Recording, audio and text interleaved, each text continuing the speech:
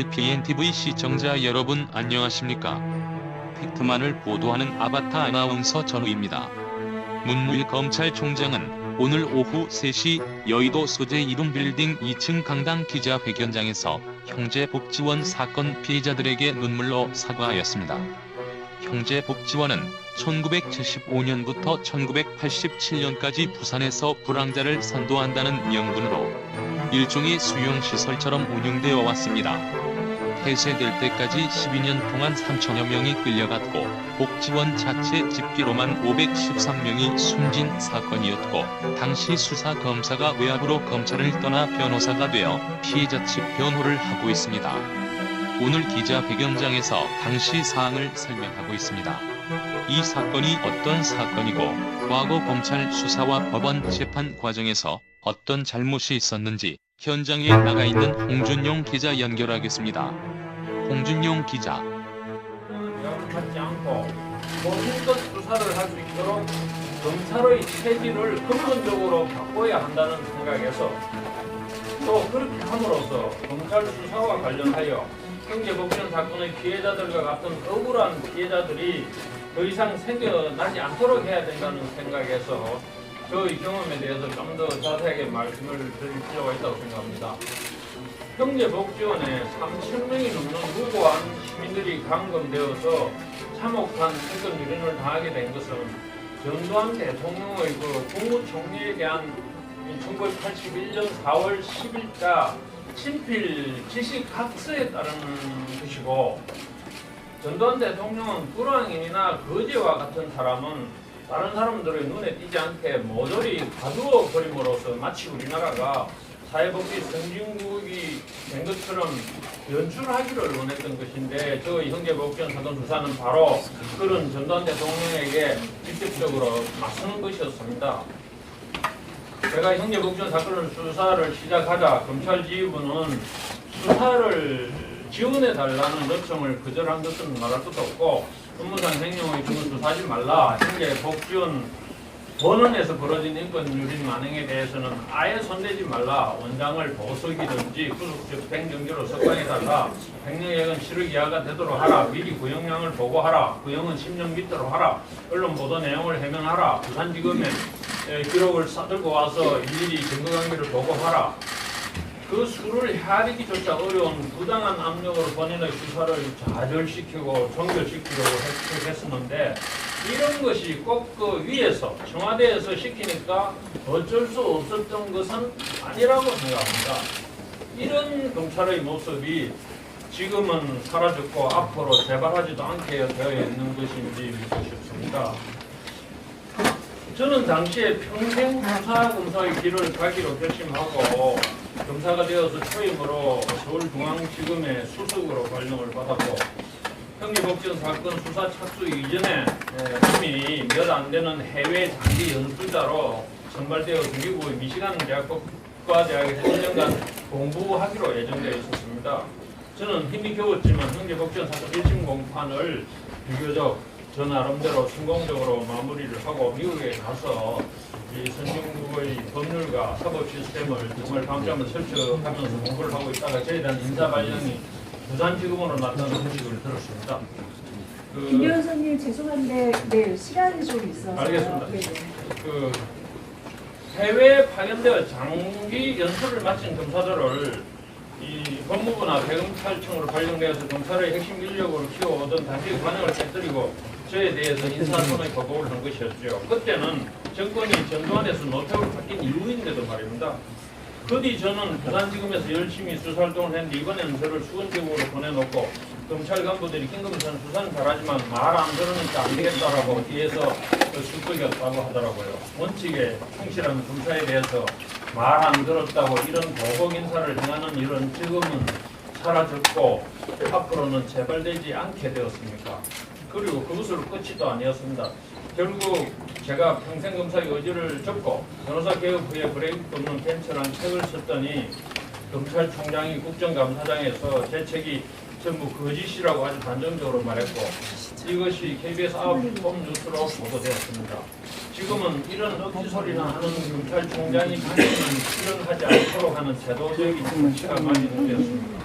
마지막으로 저는 이 국회에서 제대로 된 법률을 만드는 일을 해보려고 선거를 준비하고 있었는데 유력 정당이 저에게 공천을 주려는 움직임이 있게 되자 검찰 간부 몇 명이 나서서 그 정당 수뇌부에 공천을 주면 큰일 난다고 또 분담을 했다고 하더라고요. 그것 말고 또 있으나 생략을 하겠습니다. 검찰은 조직의 부당한 명령을 거부함으로써 상사들을 곤혹스럽게 만들고 또 그들의 출세길에 위험을 초래했던 소진영 검사를 악착같이 추적해서 보복함으로써 많은 검사들에게 본보기로 삼아온 복식 전통을 이제는 그만두었습니까? 저는 오늘 검찰총장의 사과가 이런 모든 검찰의 오래된 묵은 적폐들을 청산하겠다는 결연한 의지의 표현으로 보고 반영을 합니다. 저는 형제복지원 사건 수사 당시 세 가지 목표가 있었습니다. 그 첫째는 갇혀있는 3,000명의 피해자의 전원 석방이었고, 둘째는 전두환 정권의 천인공랄 인권유린 만행을 국민 앞에 있는 그대로 알려드리는 것이었고, 셋째는 박인건 원장의 엄벌이었습니다. 저로서는 마지막 하나를 빼고는 완수했다고 생각합니다. 그래서 저는 짧은 검사 생활은 참 축복을 받았다고 생각합니다. 그러나 형제복지원 피해자분들이 형제복지원에서 겪은 그 무관 지옥의 고통과 그로 인해 형제복지원 밖에 나와서도 끝내 되찾을 수 없었던 인간다운 삶에 대해서는 저는 아무런 근본적인 해결책을 제시하지 못한 무능한 수사검사였고 또 무능한 법조인이었음을 이 자리에서 고백하지 않을 수가 없고, 이 점에 대해서는 이 자리에서 깊이 사과를 합니다. 끝으로 대법원은 과거 전두환 정권의 시녀로서 너무나 자명한 법률을 왜곡해 가면서까지 전두환 정권을 향해서 중승 판결을 한 것에 대해 참에 어린 신속한 광정 판결을 할 것과 국회는 하루빨리 특별법을 제정할 것을 촉구하면서 저희 말을 마칩니다.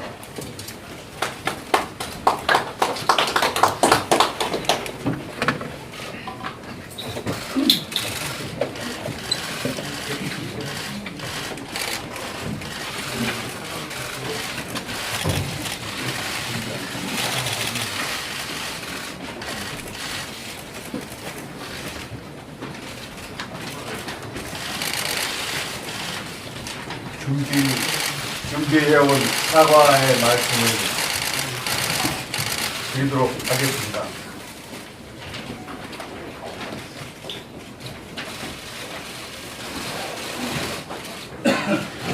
과거 정부가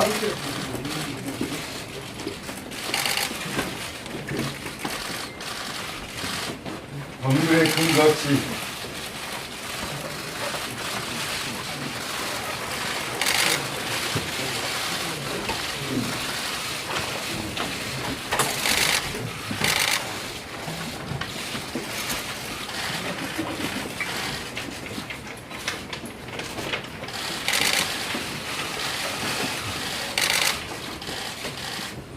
내부 운력을 만들고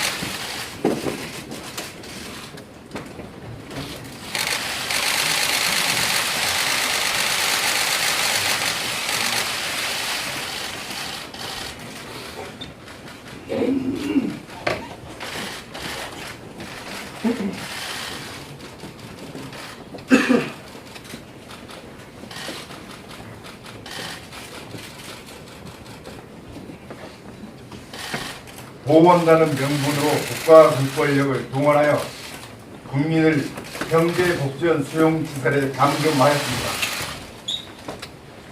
게다가 강제 노역을 시키면서 폭력 행사 등 가혹행위를 하여 인권을 유린하였습니다. 당시 김용원 검사가 형제복지원의 인권 유린과 비리를 적발하여 수사를 진행하였습니다. 그러나 검찰이 외압에 굴복하여 수사를 조기에 종결하고 말았다는 과거사위원회의 조사 결과를 무겁게 받아들입니다. 기소한 사건마저도 재판 과정에서 관련자들이 제대로 처벌받지 못하였습니다. 이러한 과정은 민주주의라고 할 수 없습니다. 그때 검찰이 진상을 명확히 규명하였다면 형제복지원 전체에 인권 침해 사실이 밝혀지고 인권 침해에 대한 적절한 후속 조치도 이루어졌을 것입니다. 하지만 검찰은 인권 침해의 실상을 제대로 규명하지 못하였습니다. 이렇게 피해 사실이 제대로 밝혀지지 못하고 현재까지 유지되는 불행한 상황이 발생한 점에 대하여 마음 깊이 사과드립니다.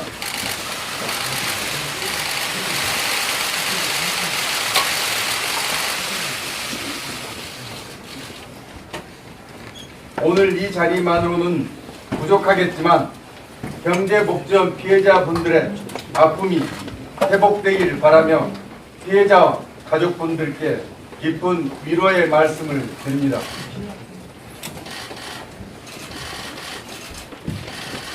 인권이 유린되는 사태가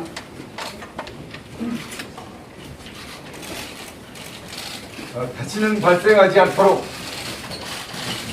검찰 본연의 역할에 진력을 다하도록 하겠습니다.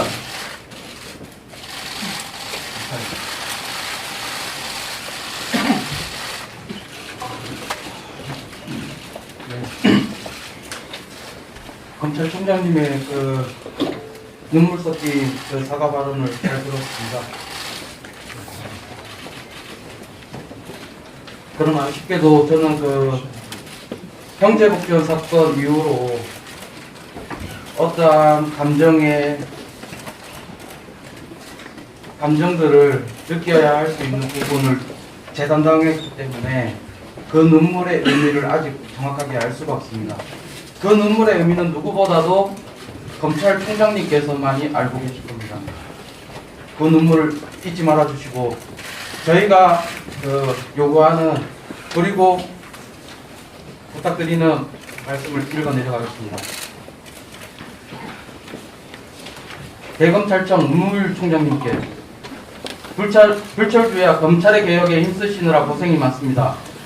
저희 형제복지원 피해 생존자 실종자 유가족 모임의 피해 생존자들은 민주주의 국가에서 한낱 쓸모없는 물건 취급과 짐승의 대접을 받으며 대한민국에서 겨우 목숨만 부지하며 살아와야 했습니다. 1975년부터 1987년까지 내무부훈령 제410호라는 불황이나 단속 지침으로 인해 수많은 시민들이 아무런 죄도 짓지 않은 채 경찰과 시 공무원들의 불신 검문에 의해 불황인 수용소에 갇혀 적게는 몇 달, 많게는 10여 년을 강제 수용되어야 했습니다.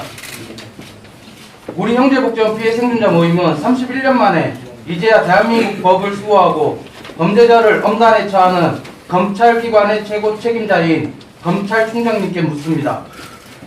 수용소라는 것은 죄를 지은 범죄자를 가두는 시설로 사용되는 명칭이지 않습니까? 그러나 저희는 무슨 죄로 어떤 판결로 수용소에 갇혀야 했었는지 말씀 주실 수 있겠습니까? 오늘 문물총장님께서는 지난 과거 부산지검장이었던 박희태 지검장 등 윗선의 외압으로 인해 형제복지원 사건 진상규명을 하지 못하게 된 책임을 지고 앞으로 이런 외압을 행사하는 검찰의 적폐를 청산하기 위해 저희들 앞에 사과하고 권력의 편에 서는 검찰이 아닌 시민과 약자의 편에 서서 올바른 검찰이 되겠노라고 오셨습니다. 대한민국 시민이라면 거의가 불신하고 있는 검찰의 지난 행위들로 인해 이렇게 총장님께서 직접 사과하러 온 이 순간까지도 우리는 불신으로 바라보게 되었습니다. 형제복지원 피해 생존자들이 대한민국 민주주의 국가에서 한낱 쓸모없는 물건 취급과 짐승의 삶을 강요받으며 배워야 할 시기를 놓쳐 살아왔다고 하여 사과와 용서라는 것 또한 모를 거라고는 생각하지 않으리라고 믿고 싶습니다. 사과라는 것은 일방적이어서는 안 될 것입니다. 1987년 검찰이 수사를 정확히 하고 모든 피해자들에게 죄를 짓지 않고 수용된 사실을 처음부터 밝혀주었다면 우리들이 이렇게 30여 년 동안 짐승의 삶을 강요받으며 살아갈 이유는 없었을 것입니다. 또한 시설에서 일어난 인권유린 사건에 검찰의 당당한 처벌을 할 수 있었을 것입니다. 그러나 대한민국 검찰은 시설장들에게는 언제나 자비로운 처벌을 하였고 시설에서 피해를 입은 피해자들에게 가혹할 정도로 2차 인권 침해를 가해왔습니다.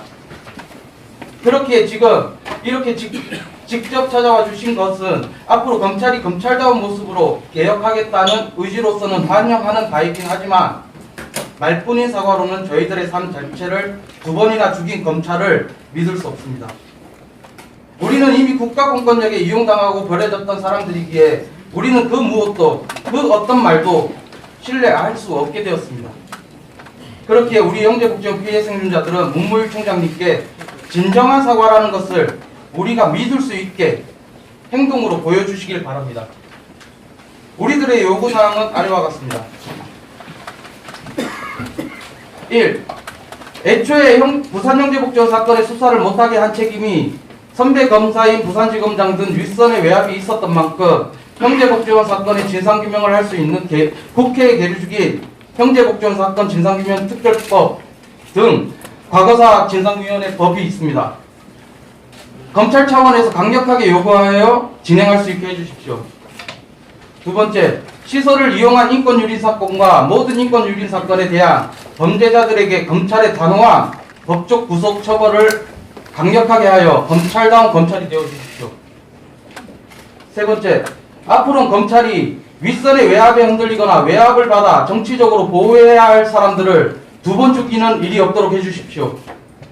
4번째, 검찰의 개혁을 위해서라도 한 번의 사과로 끝낼 것이 아니라 검찰의 뼈아픈 역사로 기록하여 형제복지원 사건이 진상규명되고 나서라도 피해 생존자들에게 끊임없는 사과와 검찰의 개혁되는 자세를 보여주십시오.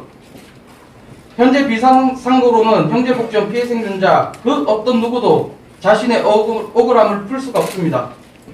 다만 지금이라도 법치를 외치며 민주국가로서 올바른 법 적용을 위한 잘못된 판결을 바로잡겠다는 검찰의 이번 행위는 당연히 했어야 할 일이기에 피해자로서가 아닌 대한민국 국민으로서 환영할 일이라고 보고 잘하셨다고 말하고 싶습니다.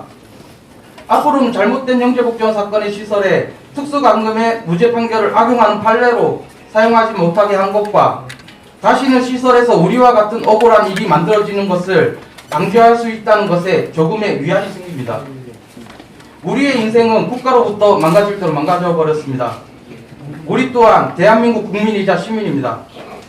우리가 왜 잡혀가야 했었는지 말하기까지 30여 년의 세월이 필요했습니다. 그리고 법을 수호하는 대검찰청이 반성을 하고 성찰을 할 수 있는 기회가 30여 년의 세월이 지나서야 왔습니다. 1987년 시설에 아무 죄도 없이 수용되었던 사람들을 법무부의 검찰과 재판관들은 구해줄 수 있었습니다. 하지만 검찰은 은폐하고 숨기고 외압을 행사하여 지금 현재까지도 시설에선 무수히 많은 인권 유린이 일어나게끔 방치한 책임 또한 있습니다. 또다시 검찰이 예전에 같은 방식으로 겉으로만 개혁하는 척하지 말아주시고 진심을 담아 피해 생존자들의 억울함과 한을 풀 수 있도록 진상규명 특별법을 통해 진상규명 되도록 끝까지 행동으로 책임져 주십시오.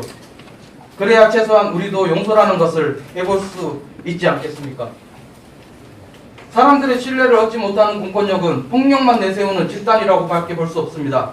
오늘 이 순간 검찰이 형제복지원 사건의 피해 생존자들께 진심으로 사과함과 동시에 범죄자에겐 엄벌을 내릴 수 있는 당당한 검찰이 되길 희망해 봅니다. 2018년 11월 27일 형제복지원 피해 생존자 실종자 유가족 모임 일동입니다.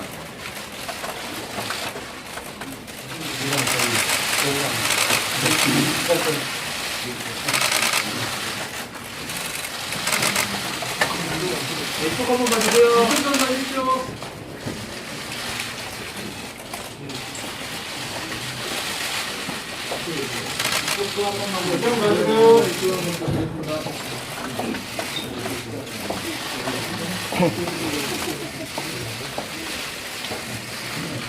자, 이쪽도 한번 부탁드립니다.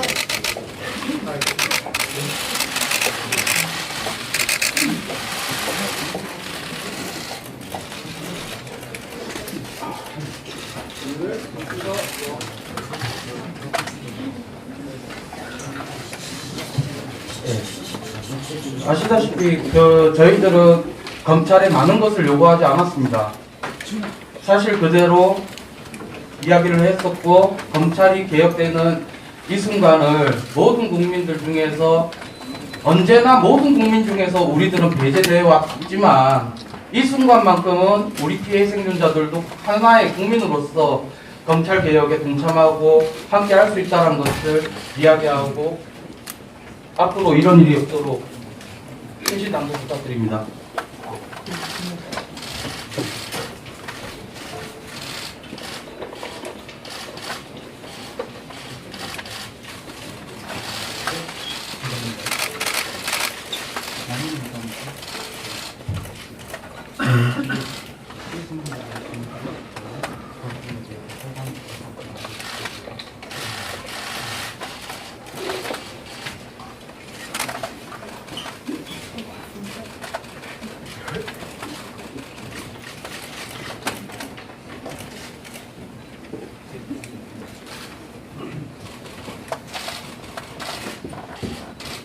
지금 한종선 대표께서 말씀하신 것과 김태우 씨, 김희곤 씨, 박수미 씨, 그리고 안기순 씨, 최승우 씨가 말씀하신 걸 잘 들었습니다. 지난 과정, 지난 시대에 저희가 수없이 많은 어려움을 겪었고 또 인권 유린을 봐왔었지만 제가 살아왔던 시대에도 그런 일들이 여전히 있었고 지금 다행히 많은 부분이 극복됐지만 과거에 있었던 그 아픔들은 사실 그대로 남아 있습니다. 여기 계신 피해자분들께 남아 있을 그 상흔은 어떠한 방법으로도 치유하기 어려울 겁니다. 말씀하신 것처럼 검찰이 해야 될 일은 과거에 있었던 것처럼 어떠한 압력으로부터 굴복되어서 결국 법률가로서 올바르게 처신하지 못하는 그런 일들이 없도록 제도 개선을 하는 일이 첫 번째라고 생각합니다. 앞으로는 그러한 일이 없도록 하는데 저희들이 쏟을 수 있는 모든 방침, 그 다음에 제도 개선을 이뤄내도록 하겠습니다. 또 한 가지는 피해자분들께서 아픔을 정말 개인적으로 오롯이 안고 계신 것이 국가사회적으로 같이 아픔을 같이 할 수 있는 그러한 제도적인 변화가 있기를 바라고 있습니다. 저희도 필요한 대로 노력을 함께 하도록 하겠습니다.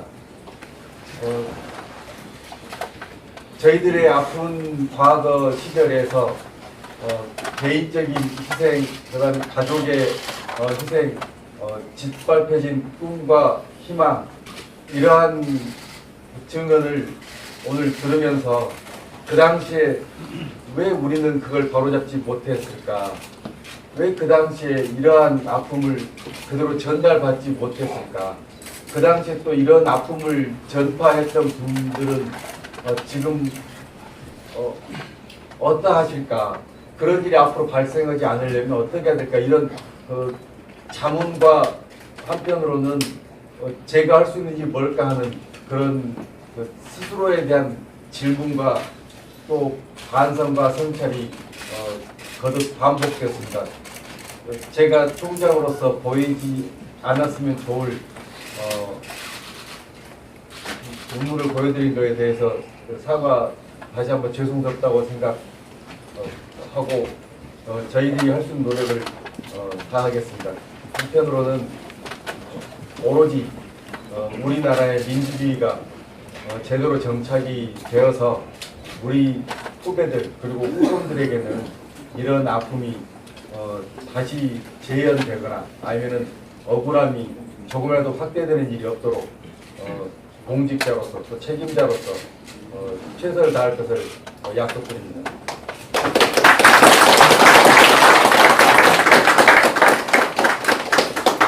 아직 그 시간이 약간 남은 관계로 그 마지막 인사만 드리겠습니다.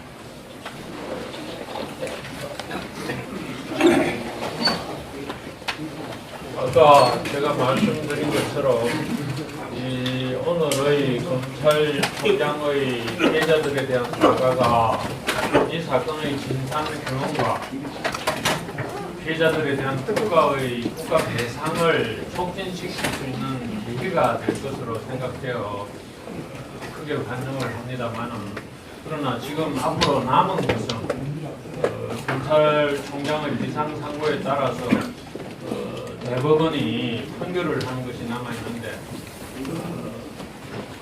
어떻게 보면 우리 대법원은 과거에 이 전두환 정권에 충성하기 위해서 법리를 왜곡해 가면서까지 특수강금죄를 무죄로 판결한 잘못이 있습니다. 그 잘못에 대해서 진심 어린 참회의 심정으로 대법원이 이 사건에 대해서 신속하게 바로잡는 판결을 해줘야 할 것 같습니다. 그리고 무엇보다도 가장 중요한 것은 국회에 계류 중인 형제복지원 특별법입니다.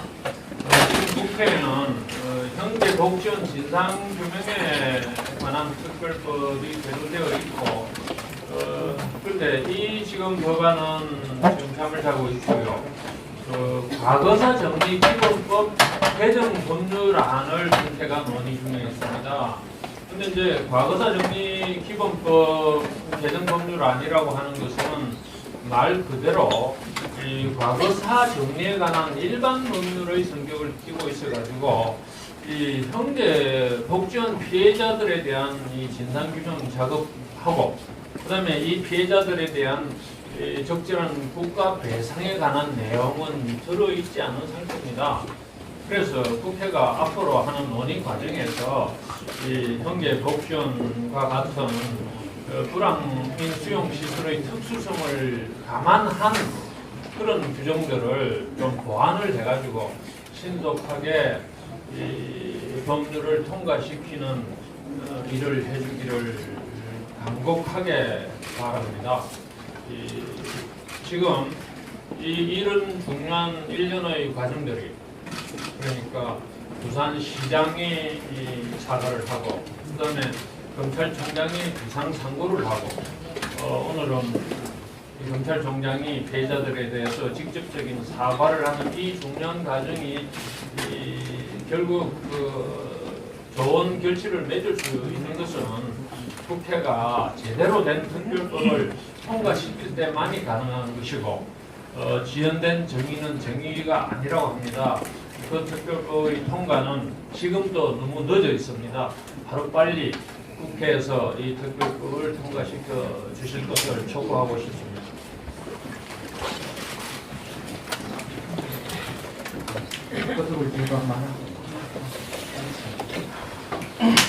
저도 한마디 합시다. 말 한번 해주라고. 안녕하십니까. 저는 1960년생 최영씨입니다. 이거는 이 나라에서 범죄를 저지른 거예요. 그리고 제가 여기 한정선 대표하고 최승호 씨하고는 정말 내 보면 눈물이 나와요. 1년 넘게 저기서 춥거나 더울 때 진짜 하루도 빠짐없이 병원에 실려가기도 하면서 저렇게 있었고, 이거는 진짜 뭐 편법 난 이런 건 몰라요. 나는 무식해가지고 국민학교 3학년 다니고 부산 저 시장 앞에 구두 닦다가 나는 형사들한테 해가지고 잡혀갔는데, 이거는 대통령 국회의원들 반성 많이 해야 되는 거예요. 이거 해가지고 진짜 바로 나와서 무릎 꿇고 빌더라도 해가지고 이거 해줘야 되는 거지. 이게 뭐 우리가 뭐 사정하는 거고, 이건 이렇게 돼서는 아닌 거다고 나는 생각한다고요. 이게 진짜 나라에서 우리를 이거 범죄한 거예요. 이게 진짜 거기 안 있어본 분들은 모르지만은 얼마나 맞고 진짜 그게 내가 도망을 나왔는데 거기 맨 처음에 잡혀갔을 때는 매일 도망가는 꿈을 꾸고, 도망 나왔을 때는 또 매일 잡혀가는 꿈을 꾸고, 이게 진짜 있을 수 없는 일이에요. 이거 진짜 전부 대통령이고 뭐이고 반성해가지고 여기 정말 진짜 신경을 많이 써가지고 빨리빨리 해줘야 돼요. 나 저 수급자로 살면서 당뇨 있고 당뇨 인슐린 매일 맞고 약 먹고 뭐 1년 살지 10년 살지도 모르는데 보상이라도 부탁부탁 해줘가지고 진짜 이거 해줘야지. 이거는 안 되는 거예요. 아이고 감사합니다. 지금 아시다시피 저희 피해생자들이 신체적으로 그리고 정신적으로도 많이 어릴 때 당했던 그 학대로 인해서 많이 힘든 건 사실이에요. 그렇다고 해서 저희들이 어떠한 사실에 대해서 절차 없이 진행되기를 원하지는 않습니다. 대한민국은 분명히 민주국가고 법치주의 국가이기 때문에 피해 사실을 입증하는 그 과정에서도 절차대로 진행되고 그 절차 중에서 피해자가 국가로부터 피해를 입은 사실이 입증이 된다면 국가가 맨발을 벗고 뛰어나서라도 사과를 하는 게 맞다라고 저는 생각합니다. 진정한 사과라는 것은 유감 표명이나 안 됐다라는 듯이 짧은 말 한마디로는 해결될 수 없다라고 저는 생각합니다. 저희들이 배우진 못했지만 절차대로 이렇게 진행하려고 싸워오는 이유가 그 이유입니다. 무턱대고 우리가 사과해라 한다고 한들 가해를 저질렀던 그 사람들이 과연 사과를 하겠습니까? 그들은 자기 잘못을 인정하지 않고 떳떳하게 이 사건에 대해서 자랑스럽게 살아왔을 건데 사과하라고 하면 그들이 진정한 사과하겠습니까? 저희들이 바라는 것은 진정한 진상규명을 통해서 그들이 저질렀던 그 잘못을 검찰이 밝혀주기를 원합니다. 그래서 그들이 사과를 하지 못할지언정 처벌이라도 똑바로 해주시기를 원하는 마음에서 우리는 절차대로 싸워가고 있는 것입니다. 그렇기 때문에 지금 문무일 총장님께서 잘못을 한 건 아니지만 선배 검사들의 잘못을 후배 검사들이 책임을 지는 것이 맞다라고 생각하기 때문에 이 사과에 대해서는 행동으로 답을 해달라고 요구하는 것입니다. 오늘 이렇게 해주셔서 감사합니다.